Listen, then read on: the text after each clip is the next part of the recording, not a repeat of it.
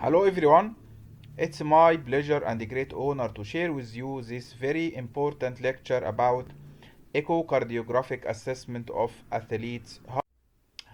Our agenda will include introduction, followed by echocardiographic findings in athletes' heart, pre-echocardiographic information, and finally approach for interpretation of echocardiographic findings in athletes' heart. Let's start with the rapid introduction. Intensive physical exercise can lead to miscellaneous morphological and functional cardiac adaptations that are summarized under the term athlete's heart. Athlete's heart is a constellation of structural and functional changes that occur in heart of people who train for more than 1 hour most days. Athlete's heart is important because it must be distinguished from serious cardiac disorders. Intensive, prolonged endurance and strength training causes many physiological adaptations. Volume and pressure loads in the left ventricle increase, which over time increase the left ventricular muscle mass, wall thickness, and chamber size. Maximal stroke volume and cardiac output increase, contributing to the lower resting heart rate as well as longer diastolic filling time. Despite these changes, systolic function and diastolic function remain normal. Structural changes in women are typically less than those in men of the same age, body weight, and level of exercise. The second part in our lecture will be echocardiographic findings in clinical imaging specialists performing and or interpreting the imaging studies in competitive athletes should have a basic knowledge of fundamental exercise physiology and exercise-induced cardiac remodeling. The magnitude of left ventricular adaptation, including absolute wall thickness, chamber dimensions and volumes, and finally eccentric versus concentric hypertrophy in competitive athletes, is defined by complex interplay between numerous factors including sport type, gender, race, and duration of prior exercise exposure. Echocardiographic findings in athletes' heart include left ventricular alterations in form of alterations in LV dimensions, alteration in systolic and diastolic function and left ventricular wall thickness, right ventricular alterations. And let's start with left ventricular alteration or adaptation. Starting with the left ventricular dimensions, dilatation of the left ventricle is common and should be considered as a normal finding in competitive athletes. Thus, the use of recommended upper limits of normality from 55 to 58 mm would render approximately 40% of male competitive athletes as abnormal. Thus, the use of cutoff values for LV and diastolic diameter or volume to either establish or to exclude the presence of pathological cardiomyopathy is not recommended. Initial characterization of the left ventricular volume should be performed using the transthoracic echocardiography. Among competitive athletes with suspected pathological dilatation, cardiac MRI should be performed to confirm the dilatation and to characterize the structure and function of LV and other cardiac chambers. The magnitude of left ventricular and left atrial dilatation in competitive athletes can't be used in isolation to differentiate the exercise-induced cardiac remodeling from pathology. Integration of clinical history myocardial function, and additional diagnostic testing are generally required for this purpose.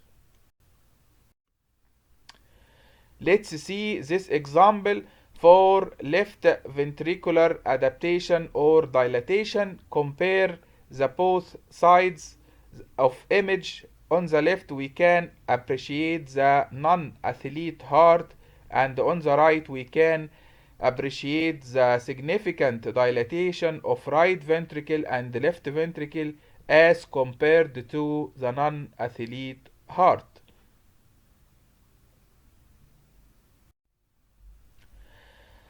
What about left ventricular systolic function and diastolic function? Low normal to mildly reduced left ventricular ejection fraction from 45% to 55% in asymptomatic competitive athletes with left ventricular dilatation is common and can be considered physiological when accompanied by normal indices of diastolic function as well as concomitant dilatation of RV and both atria. What about left ventricular wall thickness? Mild thickening of the LV walls, either with or without concomitant LV chamber dilatation, may develop in competitive athlete. Balanced LV wall thickening and chamber dilatation, which means eccentric left ventricular hypertrophy, as defined by increased LV mass and relative wall thickness less than 0.42, is common among competitive athletes who engage in endurance sports with concomitantly high levels of isotonic and isometric loads such as rowing and cycling. In contrast, mild isolated LV wall thickening, which is defined as concentric left ventricular hypertrophy by increased LV mass and left ventricular wall thickness for 0.42 or more, may be seen in athletes who participate in strength-based activities with no significant isotonic component, including weightlifting and American style football. LV wall thickening attributable to exercise-induced cardiac remodeling is typically mild, with values in the range of 11 to 13 mm in Caucasian competitive athletes, up to 15 mm in black competitive athletes, and Caucasian competitive athletes with large body habitus.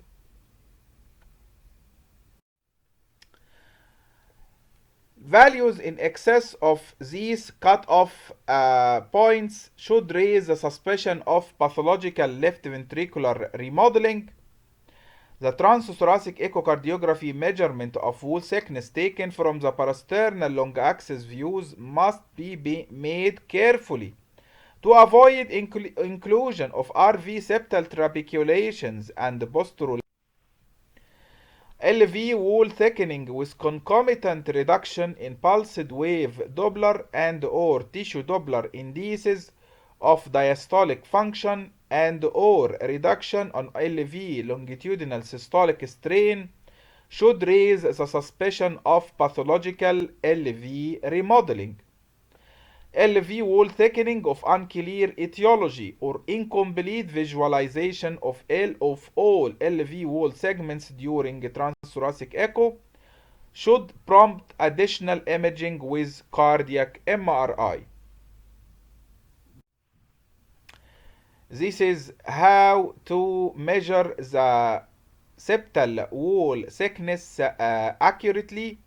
Here we can see the blue line denoting that the wall thickness is 10 mm, and this is the accurate measure, while the red line representing the wrong measurement of the septal wall thickness as it involves the RV trapiculations.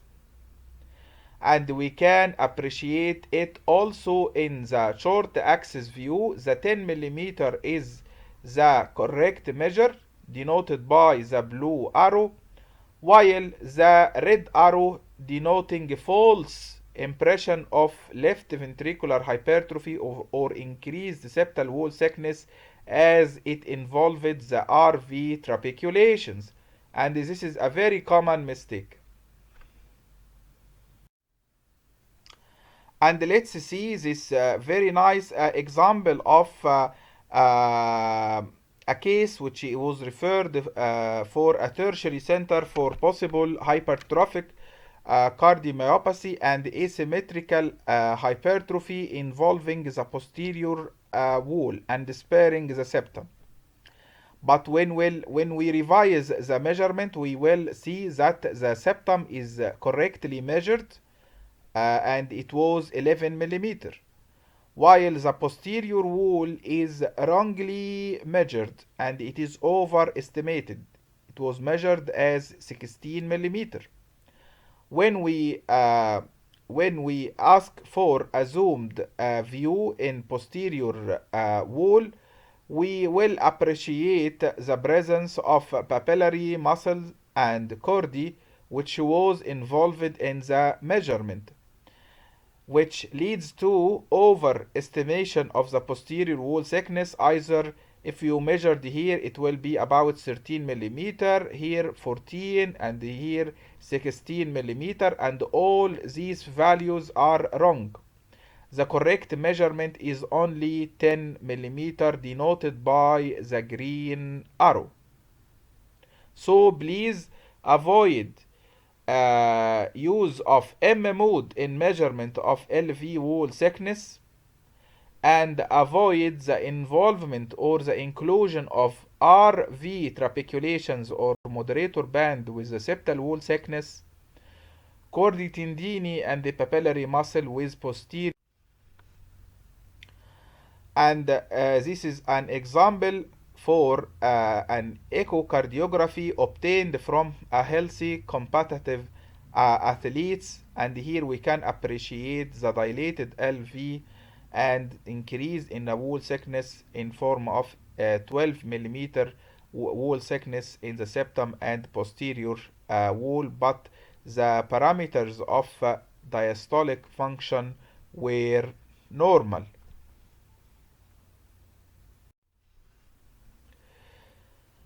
Left ventricular trapiculation is the last part of our left ventricular alteration or adaptation.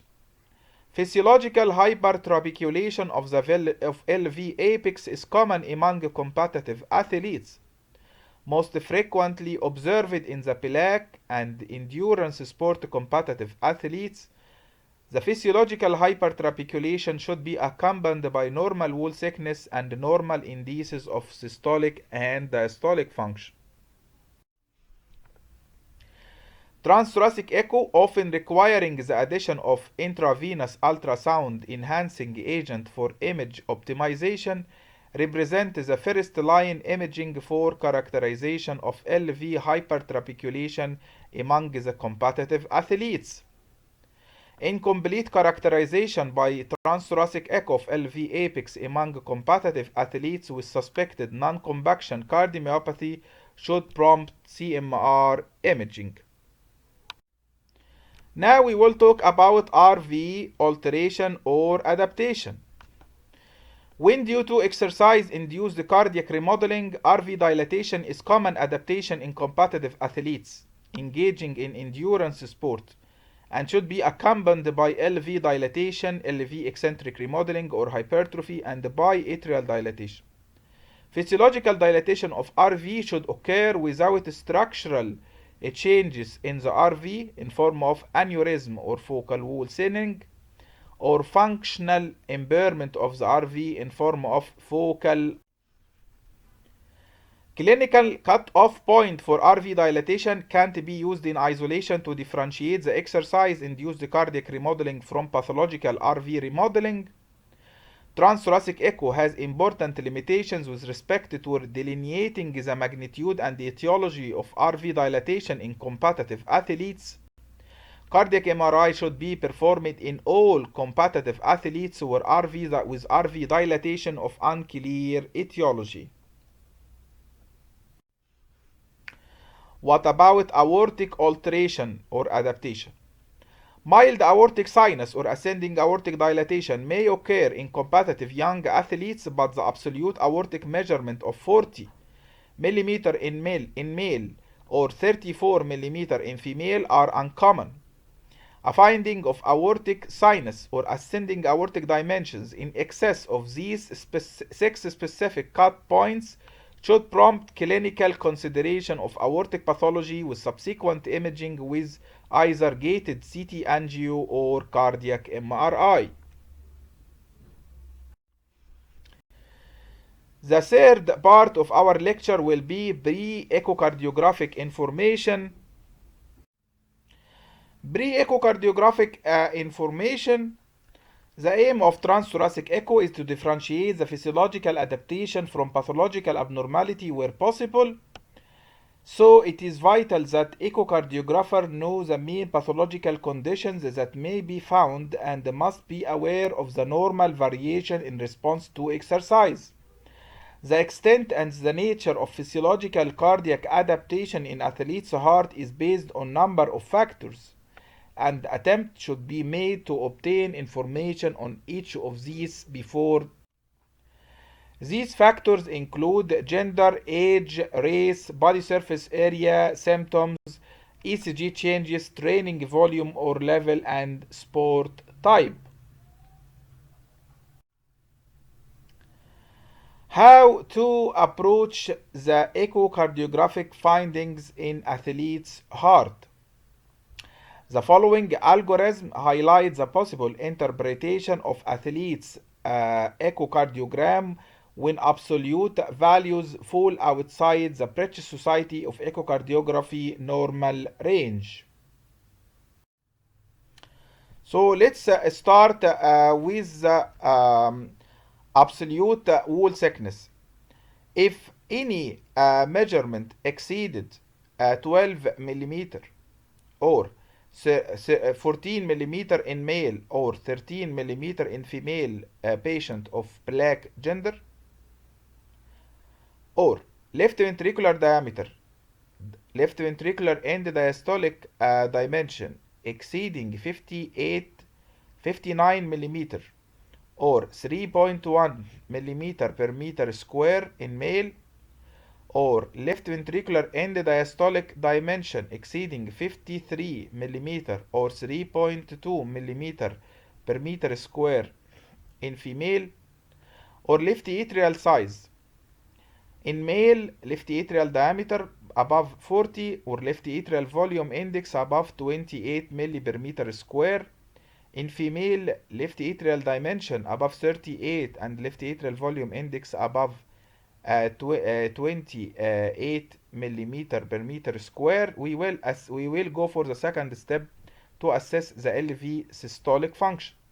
Systolic function is assessed by ejection fraction using the Simpson method and average S wave velocity.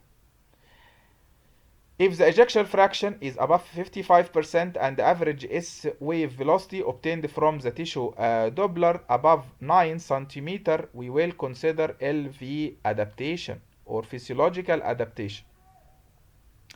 Then we will go for assessment of LV diastolic function if the E over A ratio above 1 and average E prime using the tissue Doppler above 9 and the average E over E prime less than 12, this will confirm the physiological adaptation, and we should correlate with clinical data, ECG, symptoms, demographics, as well as family history. The conclusion will be physiological adaptation is more likely. While if the ejection fraction is less than 50%, average S prime less than 90 centimeter,